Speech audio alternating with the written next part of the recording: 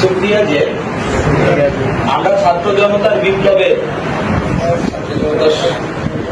মাধ্যমে দীর্ঘ ফ্যাসিবাদী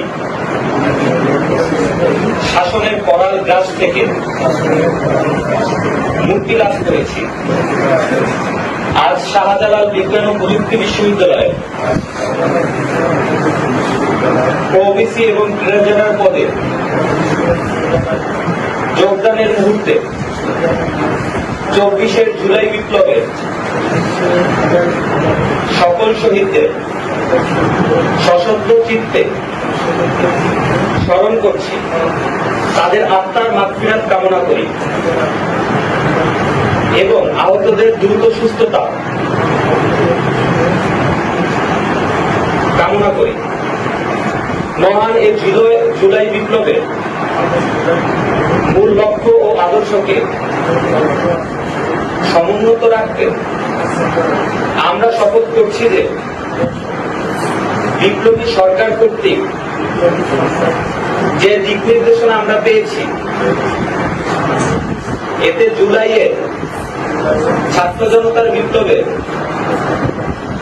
স্পিরিট ধারণ করে সাবিকবি ক্যাম্পাসকে শিক্ষানীতি বান্ধব শিক্ষা এবং গবেষণা উদ্ভাবনে সর্বোচ্চ অবস্থানে নিয়ে যাওয়ার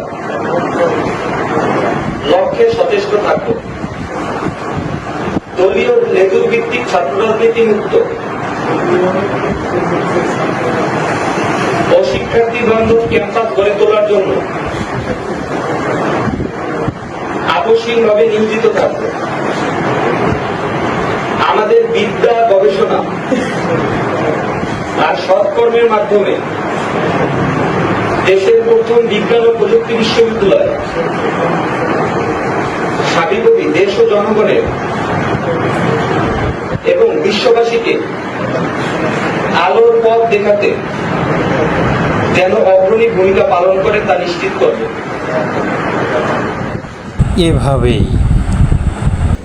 শাহজালাল বিজ্ঞান ও প্রযুক্তি বিশ্ববিদ্যালয়ের শিক্ষার্থীদের কাছে শিক্ষকের শপথ বাক্য পাঠ করা নিয়ে দেশজুড়ে সমালোচনার ঝড় উঠেছে। গত বৃহস্পতিবার নবনিযুক্ত উপাচার্য অধ্যাপক সাজেদুল করিম ও কোষাধ্যক্ষ অধ্যাপক ইসমাইল হোসেনের সঙ্গে মতবিনিময় সভা হয় বৈষম্য বিরোধী ছাত্র আন্দোলনের সমন্বয়কদের। সেখানে তাদের শপথ বাক্য পাঠ করান শাহজালাল বিজ্ঞান ও প্রযুক্তি বিশ্ববিদ্যালয়ের সহ সমন্বয়ক পলাশ বখতিয়ার। এর একটি ভিডিও সামাজিক যোগাযোগ মাধ্যমে ছড়িয়ে পড়লে নেটিজেনদের মধ্যে বিরূপ প্রতিক্রিয়া তৈরি হয়। ফেসবুকে অনেকে ক্ষুব্ধ প্রতিক্রিয়া দেখাতে থাকেন। বিশ্ববিদ্যালয়ের শিক্ষার্থী কামরুল ইসলাম এক ফেসবুক পোস্টে লিখেছেন, সমন্বয়করা কি স্টুডেন্ট না? সাস্টিয়ান হিসেবে আমি লজ্জিত। এক নেটিজেন ফোরন কেটে ফেসবুকে লেখেন, মেধাবীরা শিক্ষকদের পড়ানো শুরু করলেই তো লেঠা চুকে যায়। কবি ইমতিয়াজ মাহমুদ লিখেছেন, স্বপ্নে দেখলাম শাহজালাল বিজ্ঞান ও প্রযুক্তি বিশ্ববিদ্যালয়ে কয়েকজন সমন্বয়ক এথেন্সের এক বাজারে বসে সক্রেটিসরে শপথ পড়াচ্ছেন। সাবেক এক শিক্ষার্থী বলেন, এই কাজটা তোমরা কি করে করলে? তোমরা জুলাই বিপ্লবটা কেন করেছিলে? বৈষম্য আর সিস্টেম ভাঙার জন্যই তো। এই যে দলদাস শিক্ষকদের তোমরা পথ ছাড়তে বলেছ, কেন বলেছ?